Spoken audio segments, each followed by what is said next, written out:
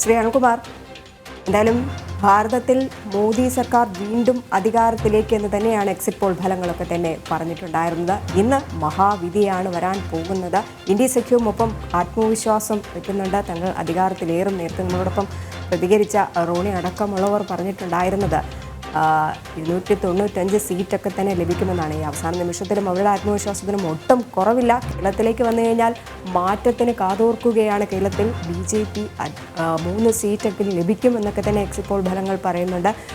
അതുകൊണ്ട് തന്നെ കേരളവും വലിയ ആകാംക്ഷയോടെ തന്നെയാണ് ഈ വോട്ടെണ്ണലിനെ ഉറ്റുനോക്കുന്നത്.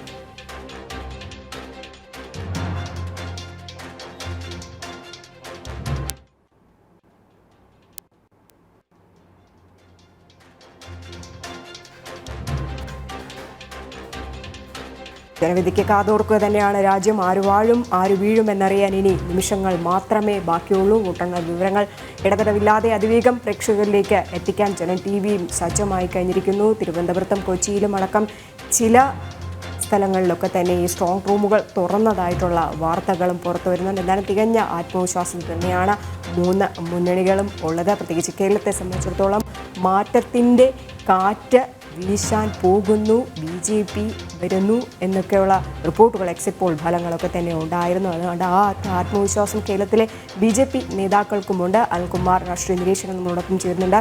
ശ്രീ അനിൽകുമാർ, ഈ മഹാവിധി അറിയാനായിട്ട് ഇനി നിമിഷങ്ങൾ മാത്രമേ ഉള്ളൂ. 8 മണിയോടുകൂടി തന്നെ പോസ്റ്റൽ വോട്ടുകളൊക്കെ തന്നെ എണ്ണി തുടങ്ങും. 10 മണിയോടെ ഒരു വിവരമൊക്കെ തന്നെ ലഭിക്കും. ഇപ്പോൾ ഇന്ത്യ സഖ്യം തികഞ്ഞ ആത്മവിശ്വാസമുണ്ട്. അതുപോലെ തന്നെയാണ് അതിലും മീതെയാണ് BJP NDA വീണ്ടും 3ാം ഊഴത്തിന് ഒരുങ്ങുന്നു എന്നാണ് എക്സിറ്റ് പോൾ ഫലങ്ങളൊക്കെ തന്നെ പുറത്തു വരുന്നത്. എങ്ങനെയാണ് ഈ ഒരു ദിവസം നമ്മളിതിനെ ഒരു വിശകലനം ചെയ്യുന്നത്?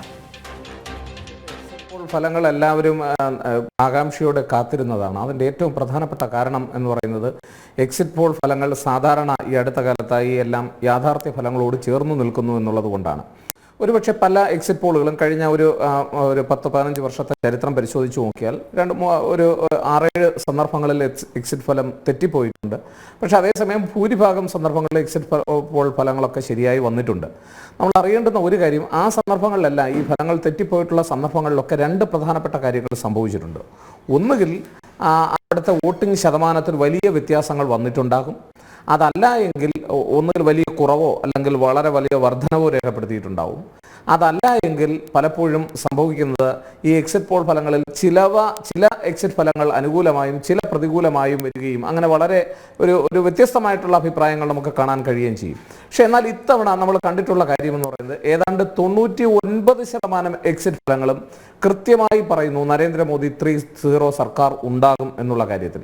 അതിൻ്റെ ഏറ്റവും പ്രധാനപ്പെട്ട ഒരു കാരണം എന്ന് പറയുന്നത്, ഒന്ന്, ഇന്ത്യ സഖ്യത്തിൽ തന്നെ പലതരത്തിലുള്ള വൈരുദ്ധ്യങ്ങൾ, ഇതൊരു മോരും മുതിരയും പോലെയുള്ള ഒരു സഖ്യമായിട്ടാണ് ജനങ്ങൾക്ക് ഫീൽ ചെയ്തിട്ടുള്ളത് എന്നാണ് എനിക്ക് തോന്നിയിട്ടുള്ളത്. കാരണം തെരഞ്ഞെടുപ്പിന് തൊട്ട് മുമ്പ് ഉണ്ടായി വന്നിട്ടുള്ള വളരെ കാലേക്കൂട്ടി ആലോചിച്ച് ചെയ്യേണ്ടുന്ന ഒരു പ്രവർത്തനം തെരഞ്ഞെടുപ്പിൻ്റെ അവസാന ഘട്ടത്തിൽ കേവലമായിട്ടുള്ള സീറ്റ് ധാരണകൾക്ക് വേണ്ടി ഉണ്ടാക്കിയെടുത്തപ്പോൾ പലപ്പോഴും അതിനെ പറ്റിയ ഒരു കുഴപ്പം എന്താണെന്ന് വെച്ചാൽ പല സംസ്ഥാനങ്ങളിലും ഒരേ മുന്നണിയിലെ ആളുകൾ തമ്മിൽ പോരടിക്കുകയും അവിടെ അതിൻ്റെ അജണ്ടയിൽ അടിസ്ഥാനപ്പെടുത്തി വ്യത്യസ്തമായിട്ടുള്ള അഭിപ്രായങ്ങൾ പറയുകയും ചെയ്തു. ഇത് ജനങ്ങളുടെ ഇടയിൽ വലിയൊരു കൺഫ്യൂഷൻ ഉണ്ടാക്കിയിട്ടുണ്ട്. മാത്രമല്ല, ഈവൻ മൈനോറിറ്റി കമ്മ്യൂണിറ്റി, ന്യൂനപക്ഷ കമ്മ്യൂണിറ്റികൾ എടുത്ത് നോക്കിയപ്പോൾ അവരുടെ ഇടയിൽ പോലും ഇപ്പോൾ BJP എതിർക്കുന്ന വിഭാഗങ്ങളുണ്ട്. അവരുടെ ഇടയിൽ പോലും അവർ ഇടതുപക്ഷത്തിന് വോട്ട് ചെയ്യണോ, കോൺഗ്രസിന് വോട്ട് ചെയ്യണോ, അതോ പ്രാദേശിക കക്ഷികൾക്ക് വോട്ട് ചെയ്യണോ, ഇങ്ങനെ വലിയ കൺഫ്യൂഷൻ നിലനിന്നിരുന്നു, അല്ലെങ്കിൽ ഒരു സംശയം നിൽക്കുന്നു എന്നുള്ളതാണ്. ഇങ്ങനെ പല കാര്യങ്ങളും. അത് മാത്രമല്ല, നമ്മൾ വലിയ ഒരു ഘടകമെന്ന് പറയുന്നത് 10 വർഷം ഭരിക്കുന്ന ഒരു സർക്കാരിനെ സംബന്ധിച്ചിടത്തോളം കേരളത്തിൽ നമുക്കറിയാം എങ്ങനെയാണ് ഒരു സർക്കാരിനെതിരെയുള്ള ജനവികാരം ഉണ്ടാകുന്നതെന്ന്. അപ്പോൾ അതുമായിട്ട് കമ്പയർ ചെയ്ത് നോക്കുമ്പോൾ, തട്ടിച്ചു നോക്കുമ്പോൾ നരേന്ദ്രമോദി സർക്കാരിന് അത്ര വലിയ ഒരു ആൻറ്റി ഇൻകംബൻസി അഥവാ ഭരണവിരുദ്ധ വികാരം അത്രത്തോളം ഇല്ല എന്ന് നമുക്ക് വ്യക്തമാകും. ഒട്ടും ഇല്ല എന്നല്ല ഞാൻ പറഞ്ഞത്.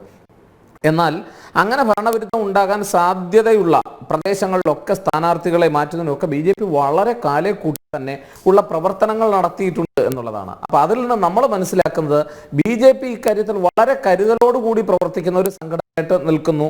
മറ്റുള്ളവരൊക്കെ തെരഞ്ഞെടുപ്പ് അടുക്കുമ്പോൾ തട്ടിക്കൂട്ടിയിട്ടുള്ള പ്രവർത്തനങ്ങൾ അത് പലപ്പോഴും അതിൻ്റെ നിലനിൽപ്പിനെ അല്ലെങ്കിൽ ഭംഗിയായി തെരഞ്ഞെടുപ്പിൽ വിജയം കൊയ്യുന്നതിനുള്ള അവരുടെ മുന്നോട്ടുള്ള പോക്കിനെ തടസ്സമായി നിൽക്കുന്നു എന്നുള്ളതാണ്.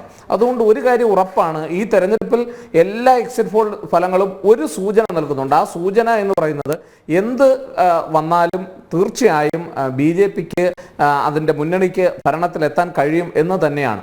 പിന്നെ ഈ 350, 360 എന്നൊക്കെ പറയുന്നുള്ള എക്സിറ്റ് പോളുകളുണ്ട്, 400 വരെ പ്രഡിക്റ്റ് ചെയ്യുന്ന എക്സിറ്റ് പോളുകളുണ്ട്. അപ്പോൾ ഇതിൽ നിന്ന് നമ്മൾ കുറെ കൂടി ഒരു റിയലിസ്റ്റിക് ആയിട്ട് പറഞ്ഞാൽ തീർച്ചയായിട്ടും എക്സിറ്റ് പോൾ ഫലങ്ങൾ എന്ന് പറയുന്നത് കഴിഞ്ഞ തവണത്തേതൊക്കെ പോലെ തന്നെ അതിൽ വലിയ വ്യത്യാസങ്ങളില്ലാത്ത ഒരു റിസൾട്ട് ആയിരിക്കും. ഞാൻ 400 ഒന്നും ഒരിക്കലും പറയുന്നില്ല, കാരണം നമ്മൾ സ്വതന്ത്രമായി വീക്ഷിക്കുമ്പോൾ അങ്ങനെ പറയുന്നതും ശരിയല്ല. പക്ഷേ എങ്കിൽ കേവലമായിട്ടുള്ള ഒരു തെരഞ്ഞെടുപ്പ്, ഇതിപ്പം കേവല ഭൂരിപക്ഷം മാത്രം നേടി ഒരു BJP സർക്കാർ അധികാരത്തിൽ വന്നാൽ പോലും നമ്മൾ അതിനെ ബഹുമാനത്തോടെ കാണേണ്ടതാണ്. അതിൻ്റെ ഏറ്റവും പ്രധാനപ്പെട്ട കാര്യം എന്ന് പറയുന്നത് 10 വർഷം ഭരിക്കുന്ന ഒരു മുന്നണിക്ക് ഒരു കേവല ഭൂരിപക്ഷം വീണ്ടും നേടാനാവുക എന്ന് പറഞ്ഞാൽ തന്നെ വലിയ കാര്യമാണ്.